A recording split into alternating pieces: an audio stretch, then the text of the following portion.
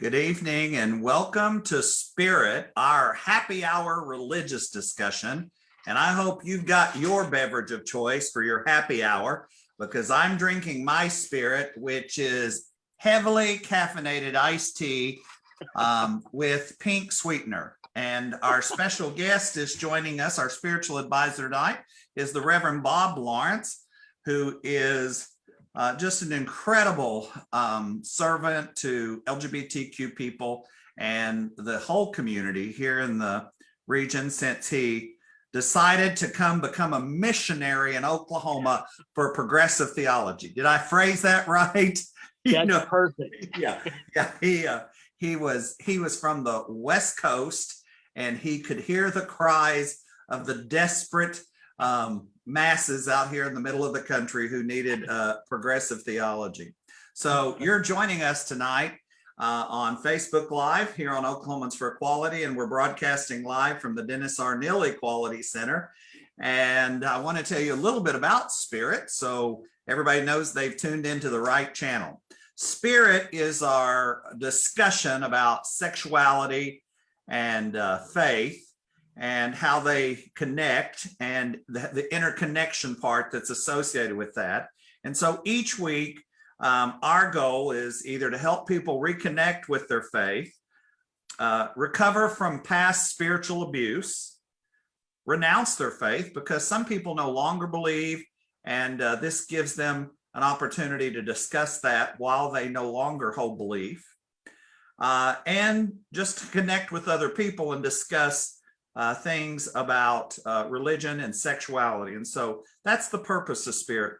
We have 4 key core precepts that we follow each week that are a part of our mission and a part of our mandate. And it spells out CARE, C-A-R-E. And so I want to cover those with you real quick. And it's CARE, committed to interfaith dialogue. Each of our spiritual advisors every week are individuals who are committed to healthy discussions across interfaith discussion groups. They affirm full equality for LGBTQ persons and families. And while some of our guests are in religious institutions that are still wrestling with the full concept of full equality, they themselves individually are committed to affirming full equality for LGBTQ persons. Also, resistant to any coercive action of proselytizing and conversion. And finally, E stands for eradicating conversion therapy and all its dangerous reparative counseling practices. So each week we're joined by a spiritual advisor from across the region.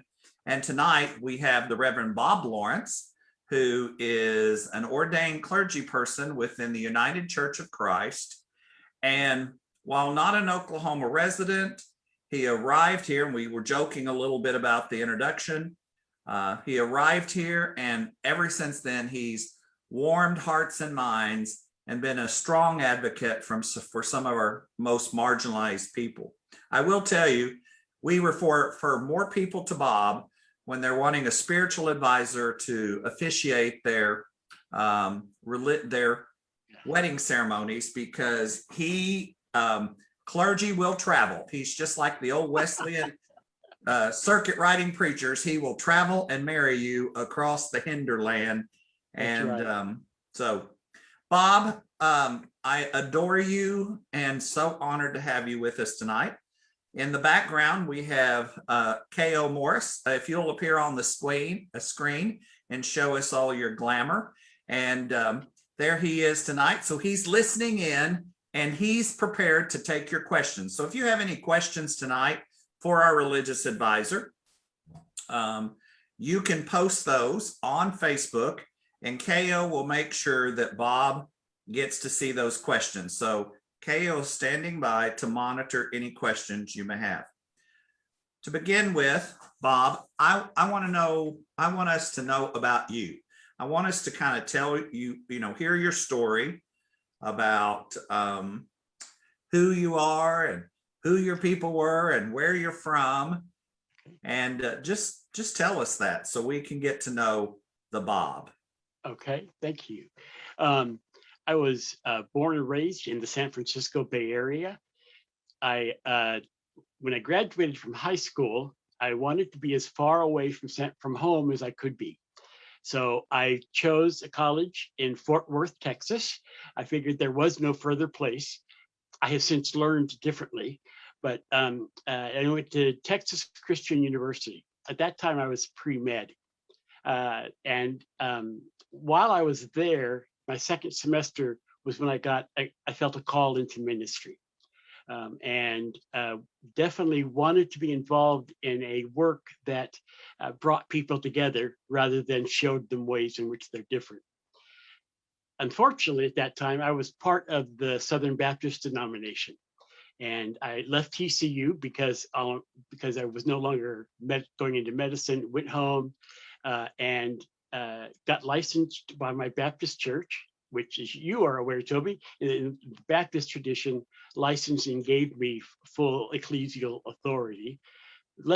Then went to California Baptist College in Riverside to study and actually become an ordained minister in the Baptist church. While there, my fellow students found out that I was gay, and they held an intervention and basically offered me the book Unhappy Gays by Tim LaHaye, and said I had the option to either forswear my evil ways or they would church me, which meant that they would have my license revoked and out me to my congregation, and I would no longer be able to perform in a ministerial role. That was towards the end of a semester, so I just withdrew from college and did not go back. Spent numerous years trying to figure out what to do, wound up stumbling across Metropolitan Community Church in San Francisco, which just happened to be so odd. I was referred there by the dean of Golden Gate Baptist Seminary in Mill Valley when I called him to discuss the struggle I was having about, is it okay to be gay and a Christian? He said, well, here's an organization you might want to check out. So went there, and I was actively involved in MCC for about 20 years in San Francisco, and then helped start New Spirit Community Church in Berkeley, which was a church that was part of MCC, part of the United Church of Christ, UCC, and part of the Disciples of Christ, DOC, Christian Church. And that was started on the campus at Pacific School of Religion. And doing that, I began feeling again that call into ministry. So I had been a systems analyst and worked for startup companies. And at that point, I was on disability. And so I decided that I was well enough to go back to seminary. Went to a seminary there, Pacific School of Religion in Berkeley, and graduated from there and came to Tulsa to help pastor a church here.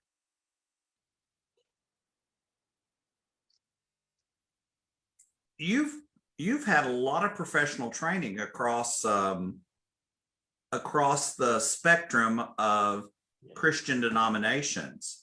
Correct. I know a little bit about your experience, but I didn't necessarily realize that you had professionally trained in so many multiple academic institutions that are responsible. I mean, a viewer, I don't know if you were paying attention, but he just named off 3 of the top schools of religion that train clergy persons in the United States. They're very respected academic institutions that are very well known for training people for professional ministry. No wonder you're so smart and so skilled. Actually, it's no wonder I was so much in debt with my student loans. Yeah. Bob, when did you realize that you were gay? When I was in 6th grade, I knew I was different from other boys. I knew that the way I felt about them was not the way they were feeling about me. And where it really was solidified was my first crush on a teacher was my 6th grade teacher, Mr. Nottingham. And so that kind of settled it for me. It was at that time, I was not involved in the church. A couple of years later, I during vacation Bible school at Stewardship Baptist Church in Hayward, California, was when I realized that I wanted to do something about my newfound knowledge of this guy Jesus, and that was when I started getting involved in the church. Up until that point, I had not really done much other than realize that perhaps I felt differently than other boys. As like most of us, as hormones began circulating, that became stronger and stronger. And the summer between my junior and senior year of high school, I was very depressed and considering suicide because I was not able to get that to reconcile being gay and being a Christian. I went to talk to my youth pastor, and who told me that, well, our actual pastor is on vacation, and we were talking, and he said, I've never talked to anybody about anything like this. Why don't you come back and talk to the pastor when he gets back from vacation? I felt so much better just having done that. I went home after that, and my mood was so much different that my whole family could tell immediately. My mother wanted to know what had happened. And I said, well, I had just gone to talk to Paul. Everything's okay. I'm doing much better now. Well, she pulled the typical mother's guilt bit. And as we're at that time, we all sat around. I'm the oldest of 5 kids. We were all sitting around the table, mom, dad, the 5 kids, even the dog was there. And my mom wasn't eating. And my dad said to her, Jean, why don't you eat? And she said, how can I eat when my own son won't tell me what's going on in his life? I think part of my history might be other traditions. But she said that I can't eat. He won't talk to me about what's going on. And so my dad said, what's she talking about? Right there at the dinner table. And I went, I really don't want to talk about it. I talked to Paul, everything's fine. And it continued. Finally, I was excused, went to my bedroom. My father was working swing and graveyard shifts at that time, came in on his way out the door to go to work and said, you really need to tell me what's going on. Your mother is very upset.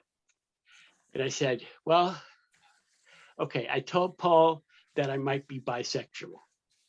My dad jumped up off the bed, went running down the hall, out the front door to go to work, and yelled to my mom, your son's gay, I told you, and left.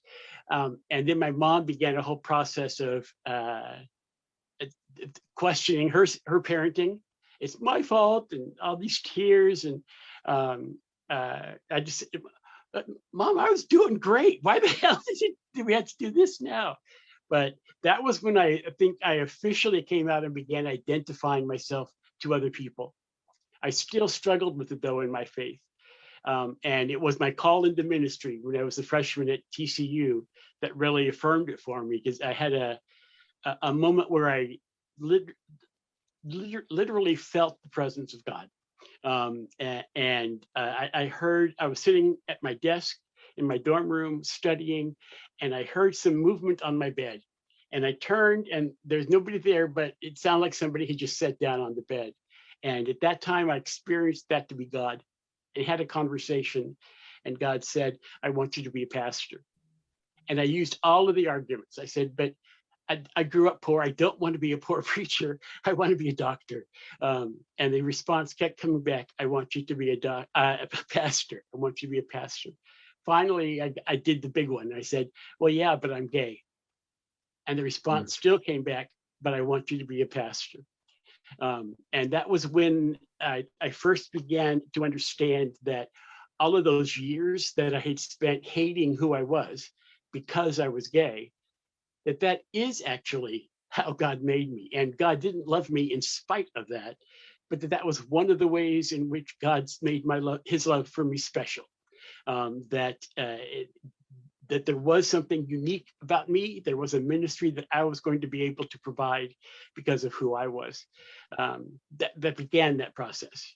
It wasn't until, again, I started dating somebody 2 years later when I was at California Baptist, and that got discovered. And that was the first time that I actually started dating somebody else, was then. And I remember at the time, my boyfriend said, well, if you had to choose between me and God, who would you choose? And I don't know where it came from, but I just knew right away. And I said to him, God would never ask me to make that choice. It's the people of God who are creating this. And that began, and maybe about, I think the final acceptance was about 5 years later, when the passage popped into my head as I was walking home from church. Whatever you do, do all things for the glory of Christ. And that was the final.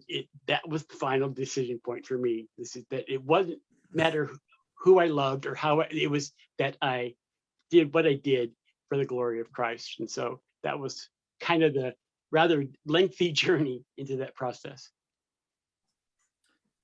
So this is powerful. If you have a question for our religious advisor tonight, you can post that on Facebook, and we have KO monitoring that, and he'll be sure and make sure we see that, and that Reverend Bob Lawrence, our guest tonight, can maybe answer those questions. Bob, I love the way you just described the struggle, but also the sincere journey of you knowing in your heart, if I'm hearing you correctly, now correct me if I'm putting, you knew in your heart you were loved by God. Yes. Yes. You believed in God. Yes. You believed that Jesus had a message for us. Yes. And you believed that people who know God were supposed to help other people. Right. So if I've heard you correctly, you were solid in that belief. Yes, absolutely. Okay. And then if I hear you correctly, you also clearly felt a strong impression in your mind, your heart, and your soul that you felt like God wanted you to serve people in a pastoral clergy role. Correct. A call. Yes. Yep. Okay. And did I hear you correctly in all that I just said? You sure did. Okay. Viewers, tonight I want you to note this, that on March 25th in Oklahoma, you heard an individual who described that he has a real experience with his understanding of God, that he's loved, he's valued, that God's message is for us to help each other, and that he felt called. Now, if you're listening to us tonight and you're a young person and you in your little house of worship, sitting there on the pew or watching it on Zoom like we've had to do for the last year, if you can identify with what Bob just said, I want you to know right here is Exhibit A of somebody who can believe, can hear from God, and be used by God to help people. Yeah. You are fine the way you are. And Bob, I love how you said your uniqueness was one of the reasons you feel like you were called. Yes. Now, yes. What else would you like to say about that more? I'm sorry, that was such a profound thought. I just felt like we had to make sure we made that point tonight.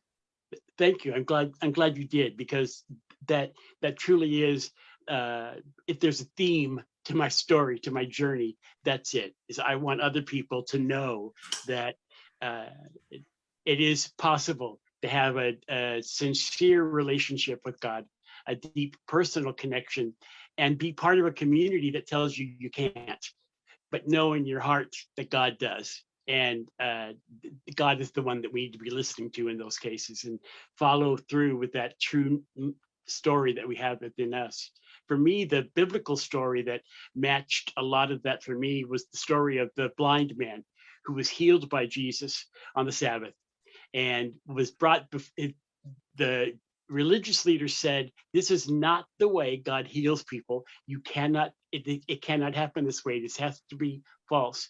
They brought his parents up for questioning. They brought him up, and finally he just said, "Look, I cannot explain to you why my life doesn't fit your rules, but know this: I used to be blind, but now I see."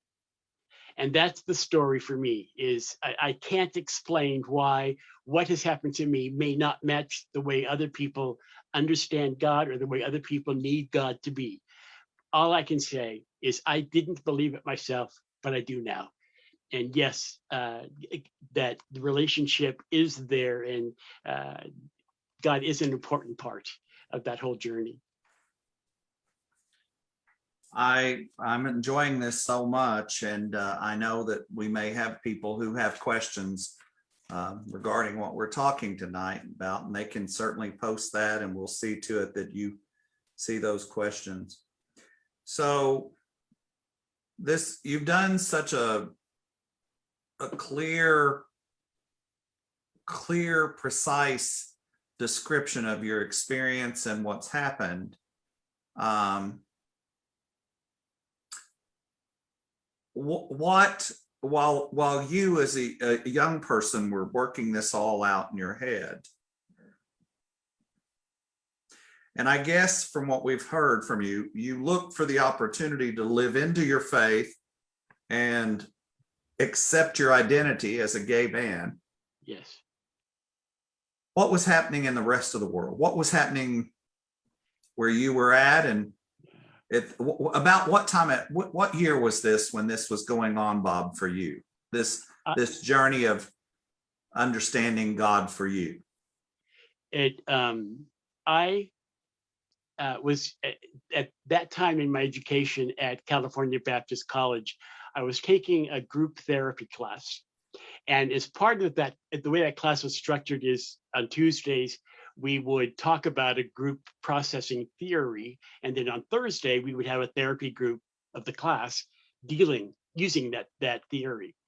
And one day, for some reason, I just felt I needed to say something about who I was, and so I mentioned to that group that I was gay. And again, I had that same response that I had, or similar response I had to telling my youth pastor when I was younger. Just the freedom of having said so was a big release for me. And I let my guard down some. And it was maybe a week or two after that my ex-girlfriend saw me kiss my then boyfriend goodbye as he left for work. And that was when everything blew up. The reason I told that group was just a few days prior to that, I had heard Harvey Milk in his campaign against the Briggs Initiative, which would have made it illegal under California law for any gay or lesbian person to be employed by a public school district in California. And Harvey Milk toured the state trying to get people to vote against that. Well, like it did wind up, it wound up not succeeding. So I heard him talk about, it was his speech about kind of like come out wherever you are, but the bit that people will vote against that initiative if they know that their brothers, their sisters, their fathers, their mothers, their children, grandparents, if they know that normal, quote unquote, normal people are gay, and that it's not only the people that are at that time were making news being arrested. And so I thought, okay, I need to let people know that yes, this is that I am part of that same group. And so no, we're not there. We're good. And so that was when I decided it was safe to come out. Not long after that, 1976. I think it was 78 maybe, because it was, I can't remember for sure. My those brain cells got fried. I do know I graduated high school in 75, and this would have been, this is like 3 years after graduation, so probably it was like 78. But it was, that initiative was defeated, and then Harvey Milk was assassinated, and then I was asked to leave, or by my fellow students, said that I could not do what I wanted to be doing. That was what was leading up to that point where I decided I just was not going to be attending California Baptist College anymore. And it was kind of like the beginning. I was in Southern California at that time. It was like the beginning of our current gay liberation movement. Especially on the West Coast, Stonewall was a big deal, but what we did there was more important. And so after withdrawing from California Baptist, I spent a few months in Southern California trying to find myself, and then I moved back to the Bay Area, and started getting involved in things. That's where I started attending Metropolitan Community Church and that kind of stuff. And so I kind of came to life, if you will, as a gay person and as a Christian at about the same time that HIV and AIDS did. I was actually living in the Castro district in San Francisco. My boyfriend and I had shared an apartment up on, I just went blank on it. Anyways, Museum Way, I remember that, but I can't remember the park that it was by, but looked down onto the Castro neighborhoods. And Metropolitan Community Church in San Francisco worshiped in the Castro. And so that was that whole bit of, definitely in the early days, it's a lot of the case, but definitely when HIV first started coming out, we were a pariah as gay men. You know, we were told we deserved it. We were told that we didn't belong, that if this was God's judgment on us. And it was that was the crucible in which my faith was developed. That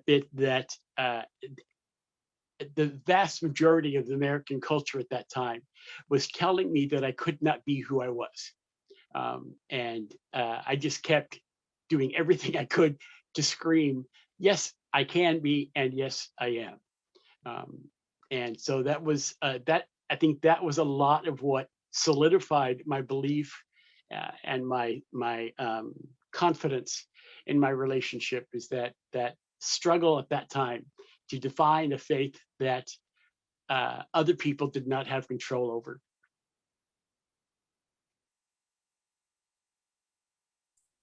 So the AIDS crisis begins. Yes. And you were right there, I guess, ground zero. Now, I think actually the first reported cases were New York, weren't they? Right. You were a contemporary of Harvey Milk, you know, who was one of the first, was not the very first, but was one of the first openly gay elected officials. I mean, just yesterday, the US Senate, you know, confirmed Dr. Levin, who is now Assistant Secretary of Health, first openly transgender American. You know, we just had a cabinet leader, Pete Buttigieg, who was, you know, appointed a couple of weeks ago you were right there contemporary with Harvey Milk. So this is history, folks. We're hearing history from an eyewitness of Harvey Milk, the Summer of Love in California, what became the gay Mecca for the heartland emptied out, and everybody moved to California where they could get away from their families and be open. And it was on the nightly news about, you know, California is going to fall off in the ocean because of its Sodom and Gomorrah. And then you were there when the AIDS crisis, when it became a crisis. You're right. Tell us a little bit about that, Bob, what that was like. Are you comfortable us talking about this? Yes. Because I know I've heard you tell what it was like to live. And, you know, we're talking about a pandemic now, right? But that was an epidemic and a plague. Yeah. And it was unlike the current pandemic. This was a silent one that crept up on you long after and you had been infected. And we were left wondering. The there's a period at MCC in San Francisco that we called the AIDS years. And it was 1982 to 1992. And during that 10 years, 500 members of the church died of AIDS. And that works out 10 years. It's an average of one person every single week for 10 solid years died. We had people coming to, at MCCs, we celebrated communion every week. We had people coming to church to celebrate communion, dragging their IV poles down the aisle as they came to receive communion.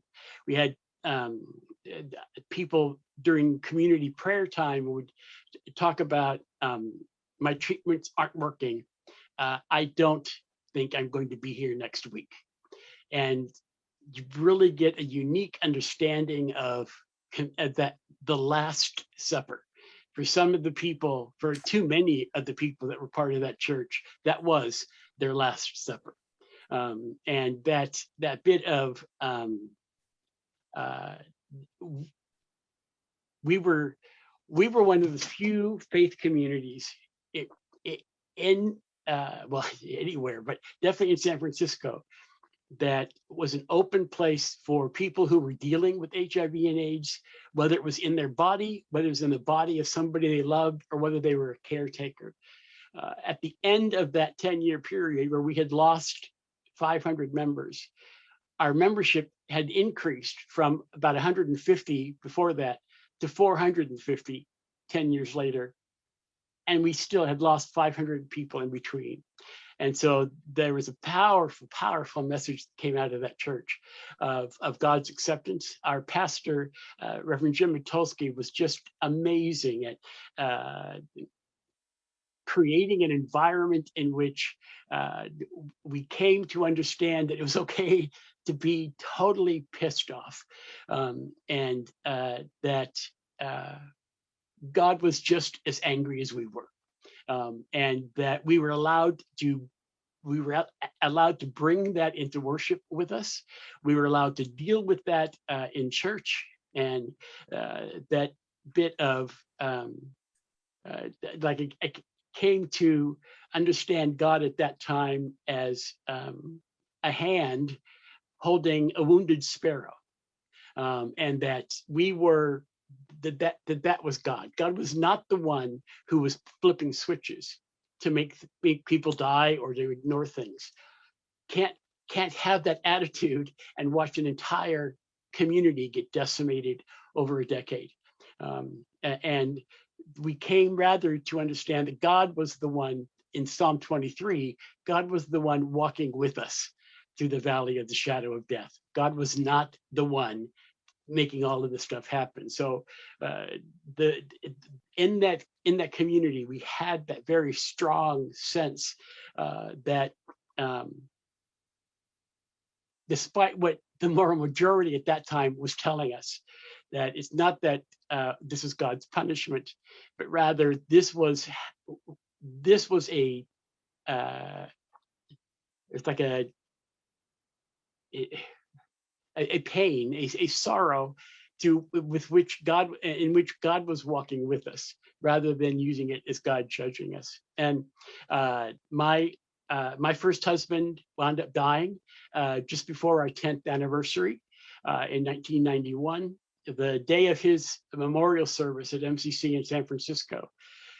There was a service going on in the chapel. Rick's service was in the main sanctuary, and there was a reception following an earlier service up in the fellowship hall at the same time. And that was what every Saturday was like during that time. That there were you would meet people on the street, and you would not ask, "How's so and so?" Or if you did, usually you just get that downward glance, and you'd know. Castro became, it was called the Valley of Death.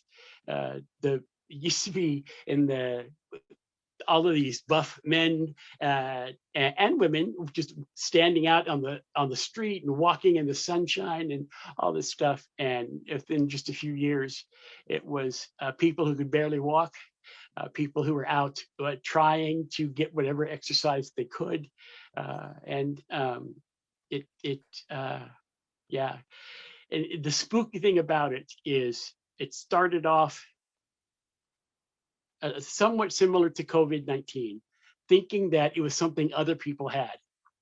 And as the circle kept getting closer and closer and closer, there came a time when we realized, like the old Pogo cartoon said, we have met the enemy and the enemy is us. We realized that we all had probably been infected, and that we were, it made our time together more precious, more special. But I remember when Crick's event came out and we started, health started responding.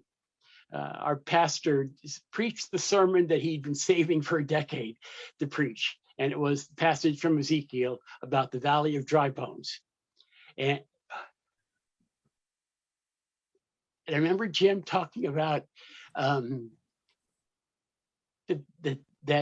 was our community, that we had become a valley of dry bones in a very literal sense, and that God was calling us back together to rise up and to be a new people as part of God's work.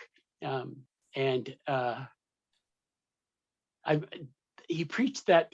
I remember also there was a very telling moment. The Bay Area Reporter, which is the gay rag in San Francisco, weekly would come out, and of course the obituaries grew and grew and grew to where they became half the newspaper. And I still remember seeing that front page where it's like you take the paper and fold it in half. So the part you could see, it said Bay Area Reporter, and then in big, bold block letters underneath it, no obits. And it was palpable. You could feel the release, the relief. I mean, we knew it's just kind of like vaccines now. We know that people are still getting sick. We know that people are still dying, but we finally believe that there's a way that we're going to make it through this. And as a community, that was an even more powerful experience in community that had huddled together and had refused to give up. But I think I may have gotten a little off track there, but No, that was beautiful. Thank you. That was beautiful because it shows the part that faith played in the life of people who were dealing with mortality every single day. And, there was the societal rejection for being gay, but the societal rejection of being sick, being ill, and it being suggested it was your own fault. You had brought it on yourself and you were receiving God's judgment. And yet through all of that, y'all's deep yearning and hunger for God only seemed to have been grown stronger, and your deeper awareness that God was there close to you and loving you and comforting you. Yes. True. It was a beautiful story. It was a beautiful account, an eyewitness account. To our viewers, this is extremely powerful because you actually are getting a walk through a period of LGBT history in the last 50 years that we sometimes, we say Stonewall and marriage equality, Right. And they would say, oh yeah, and there's a bunch of other stuff that happened in there, and the AIDS crisis, oh, that was bad. But it was the movement, still is to this day. still is the movement and still a reality. And it's a part of faith. It's a part of sexuality, but it's also a part of access to healthcare, the moral component of healthcare and access to healthcare. So, if I can say a little bit more, one of the roles that MCC played that I think is vital. Well, not only because of COVID-19, but period today. There were, as you might imagine, well, at the time that I was living in the Castro, I was a minority being a native Bay Area person. Almost everybody I met was not from the Bay Area. They had moved there, as you had mentioned, in kind of an exodus from what they had left behind, from their oppressive environments before.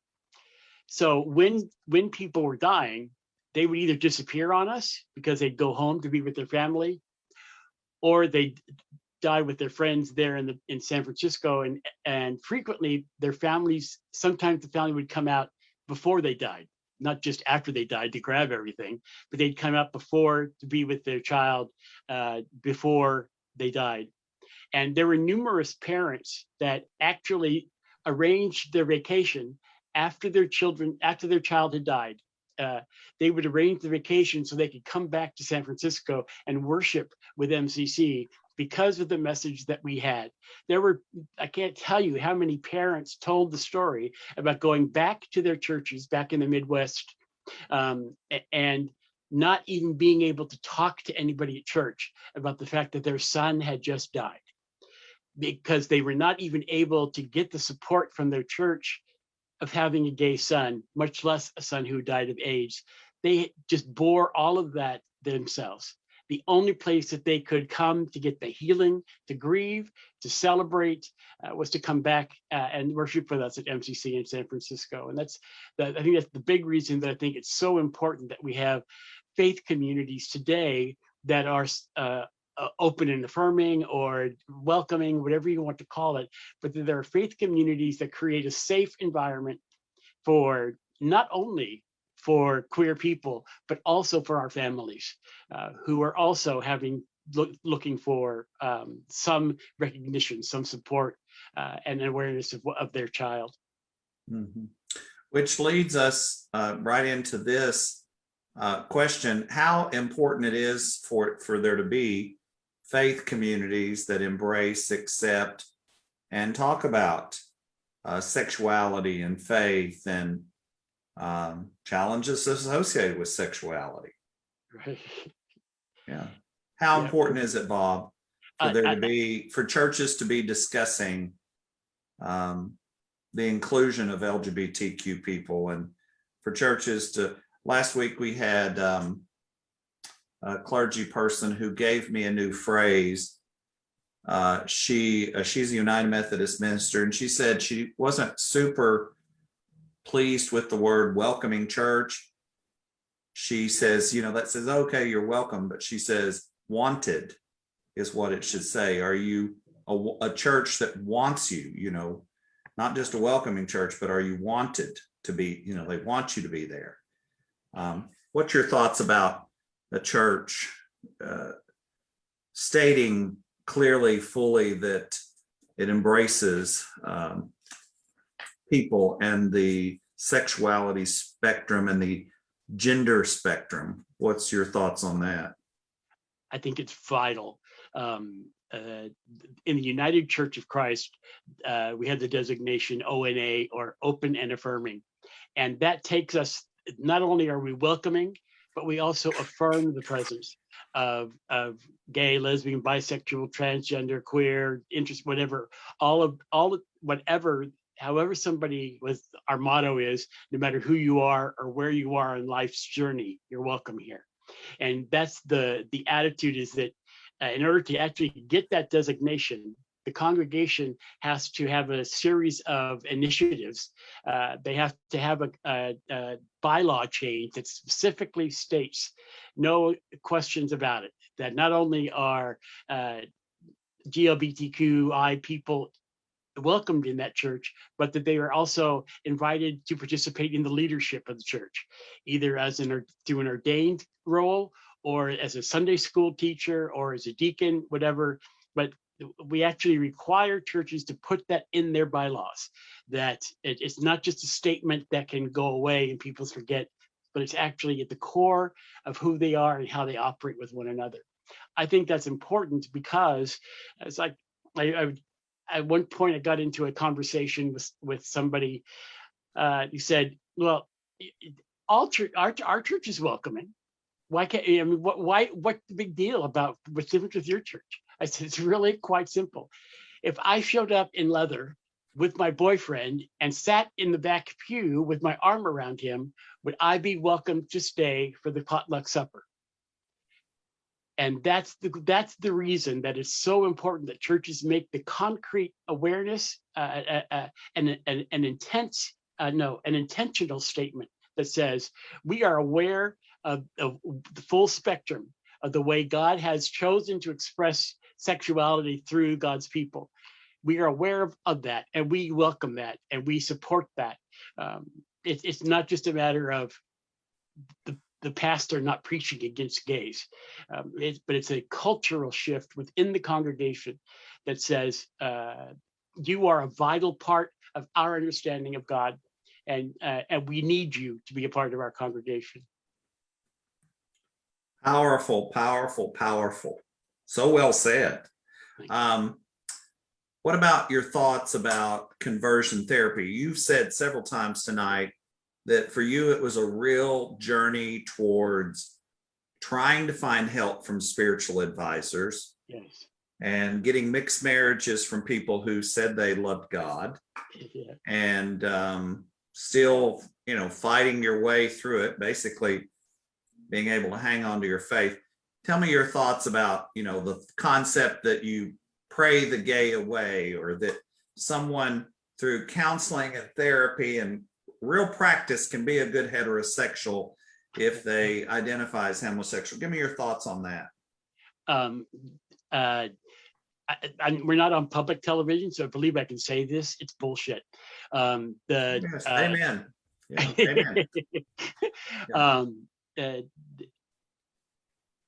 It's actually heartbreaking to read my prayer diaries when I was a freshman in college. When I would go through and I'd write down what I was praying for, and then as each prayer was answered, I would go back and highlight it and say that it was answered.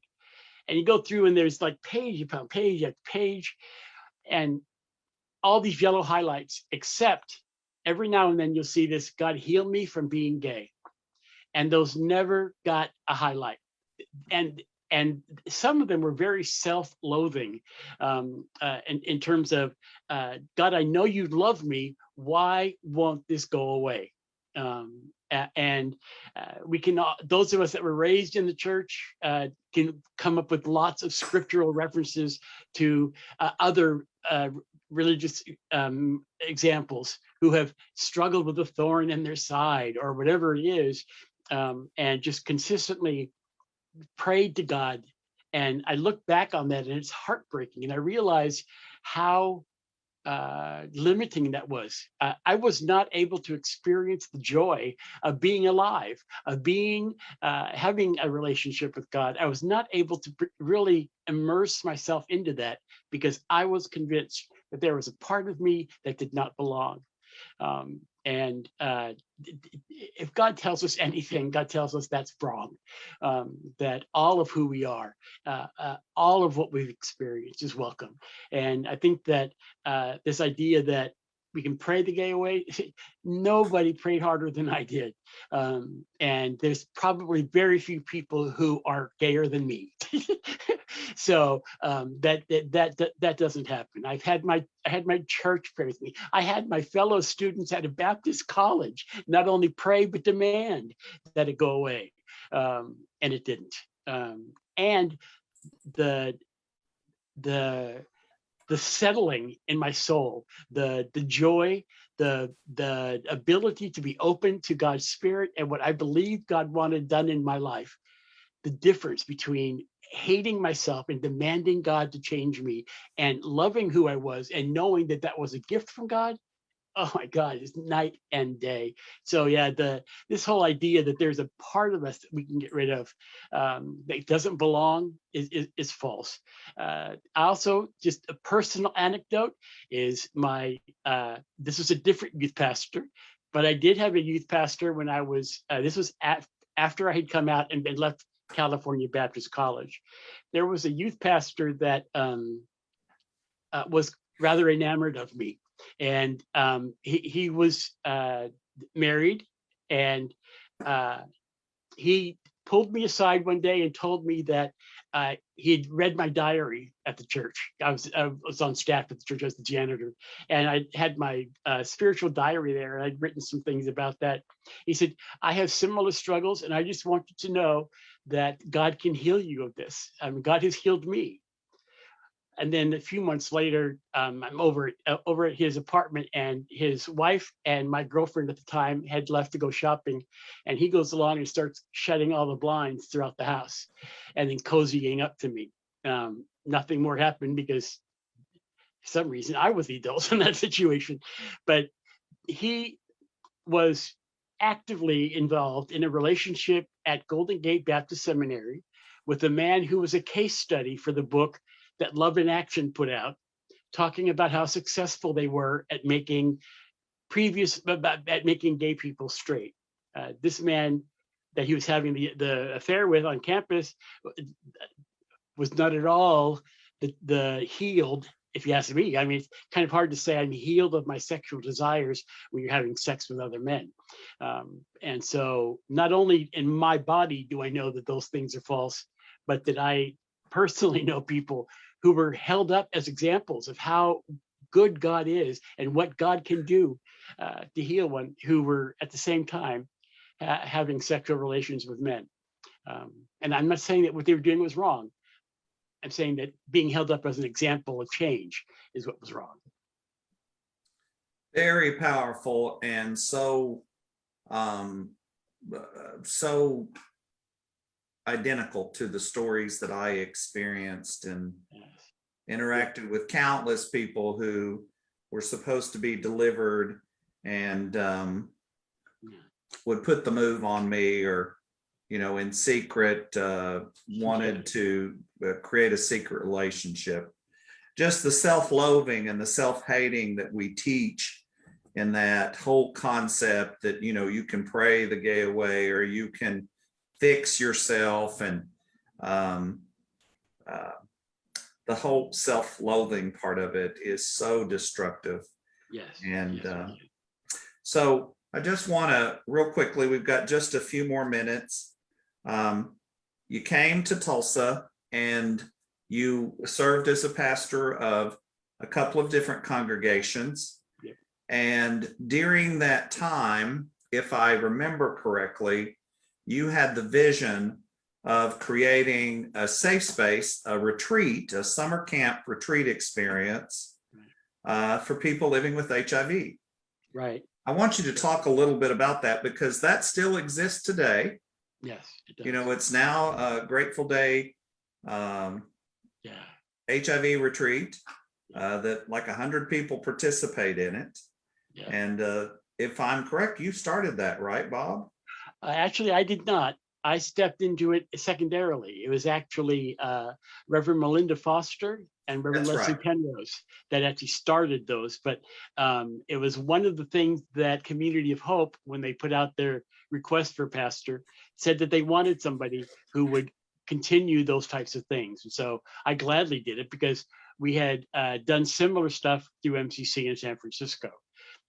So yeah, but we had a Kaiser Family Foundation grant that made that retreat possible at no cost to people living with HIV at that time, and through the church. And they were. It's all at every one of those retreats, and I'm sure it's still the case with Grateful Day. There's people like myself who have been positive, like, probably since God was born. And then there's other people who just found out they were positive 3 days ago. and they go on this retreat, and to watch the people who have been through this, to grab hold of the people that are new and to say, it's okay, you're going to make it through this, just breathe, we're here to help you. And then I love those retreats. They're great. Give a chance to learn skills about how to live with HIV. That was the big thing for me, is that shift between dying with HIV or living with HIV. That's kind of what those retreats help people understand. Well, it still goes on, and it took a pause during the pandemic, like everything did, but I believe it'll be back. I know Shanna Cozed, who you know, Shanna Cozed, and just my mind's just forgetting who is now leading that, but Paul McClure. Great. It's got great leadership. Yeah. So I know Grateful Day had during December, we've now designated the art gallery at the Equality Center. The art exhibition will always open on World AIDS Day for the month of December, and it'll feature artists who are living with HIV/AIDS or celebrating the lives of individuals who are living with HIV/AIDS, and all the sales of the art go to benefit the HIV retreat. Great. So that has continued on. Yay. Thank you that you picked up the mantle and you run with it for a while, and other people picked it up and have kept it going. Yeah. Bob, we're coming to the end. Any closing comments you'd like to make for anybody viewing this tonight? This will be posted and it'll view for the next week, and then it'll be archived on our YouTube video, YouTube channel, where people can download it and watch. And we have hundreds and thousands of people who view these, discussing, looking for the help. And so any comments for us tonight before we close? I think the big thing is just the theme that just worked for me is be true to who you are, and know that the creative presence of the universe, however you choose to name that presence, that being, that God wants you to be fully who you are, and embrace that. Find people who will support you. Don't listen to those that don't. As I think it was Bishop Spong said, I'm not even going to have the conversation about whether or not it's okay to be gay anymore, because it's done, it's settled, let's move on. I agree. Amen. Well said. You have been joining us tonight for Spirit here at Oklahomans for Equality, which is a discussion group regarding faith and sexuality. We've been so well served tonight by our spiritual advisor, the Reverend Bob Lawrence, who was sent here from the West Coast to be a missionary of progressive theology and bring the good news of love here to Oklahoma. I'm so glad that God sent you to us. Thank you. And I'm so glad that you're here. Next week, our guest will be Clinton Bradley, who grew up here in Oklahoma, now lives in Kansas City, and is doing a lot of work with the Trevor Project and the issues associated with banning conversion therapy across the country. And very excited to have him with us. He grew up right around here, has served, is a veteran, has served in the military. He and his husband live in the Kansas City area, but his heart is still for the heartland and certainly Oklahoma. And he'll be our guest next week on Spirit. If you have any questions or you need to be connected to a spiritual advisor, we want to encourage you to visit the Equality Faith Alliance, and you can put in your search there and your zip code, and it can help you find the closest clergy advisors, spiritual advisors, and we're expanding that. And so if you want to recommend people to us, we certainly would be happy. We feel like it's very important that here in the middle of the country, that individuals across this region, people who live in rural and small towns, that they also be able to find affirming, inclusive, supportive spiritual advisors to show them the way to love themselves and also to love God. So you can check out the Equality Faith Alliance and also join us each week for this discussion. Thank you, Bob. You've been wonderful. I did not realize we would get such an eyewitness account of LGBTQ history and what was happening. And I forget that, you were there to see it and experience it. Yeah. And survive it. Survive it and to tell the story. You're able to tell their story. So in my mind, the great cloud of witnesses are surrounding us and telling you, Bob, keep telling our story. Yeah. Thank you for joining us tonight. And I hope you've enjoyed Bob and you share this video with someone who you know is struggling. Thank you so much.